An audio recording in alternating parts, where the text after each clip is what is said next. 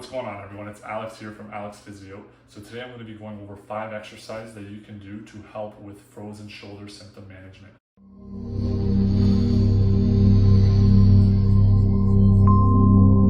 Frozen shoulder is a complex condition that can take anywhere from 6 months to 3 years to fully recover from, and it involves 3 stages: the freezing stage, the frozen stage, and the thawing stage. The freezing stage is characterized predominantly by pain.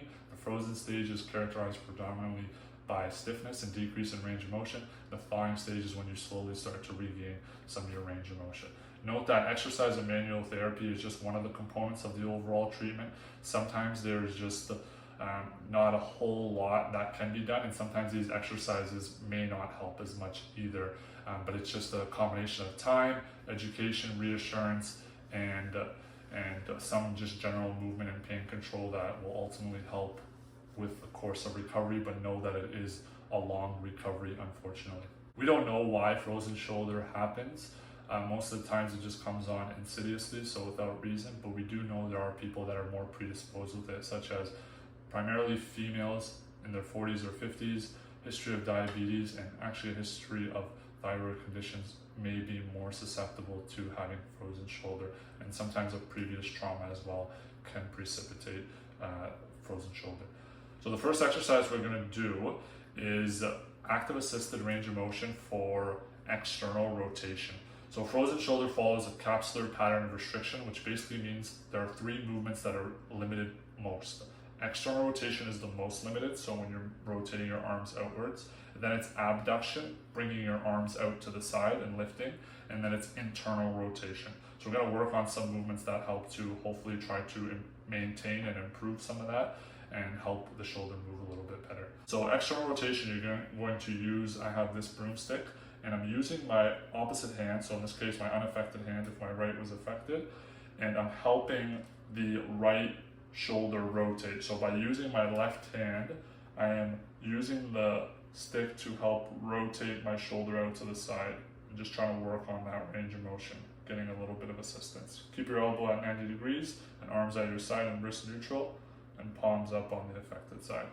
That's exercise 1. Exercise 2, we have active assisted shoulder abduction, where we're bringing your arm out to the side. So same thing, I'm using my arm at the bottom to help assist the movement. I'm leading with my thumb pointing up, and again, I'm lifting the stick up as high as I comfortably can. No, you won't be able to go up as high, and also here I'm limited because of the height of the ceiling, unfortunately.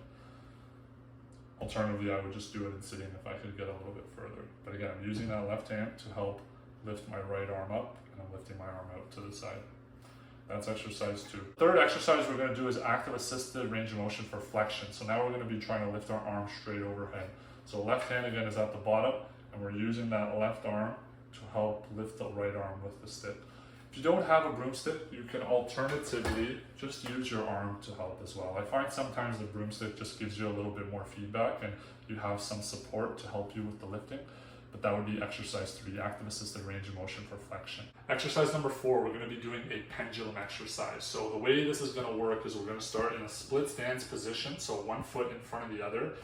My other hand is resting on a surface just for support. I'm leaning forward and I'm just trying to think about shifting my weight towards my front leg and my back leg. So as you can see, when I shift my weight from my front to my back, my shoulder is moving. I'm not actively trying to move my shoulder, but the momentum of me moving my torso forward and backwards and shifting my weight is helping to create movement of my shoulder. In addition, the traction that is being applied to my shoulder by allowing my arm to really dangle and rest down helps as well from a pain control perspective, okay? So we're just rocking back and forth and really allowing that arm to just dangle. The last exercise, the 5th exercise, is we're going to do the same thing, but now instead of going forward and back, we're going to be moving side to side. So again, now our feet are going to be wider than hip width apart.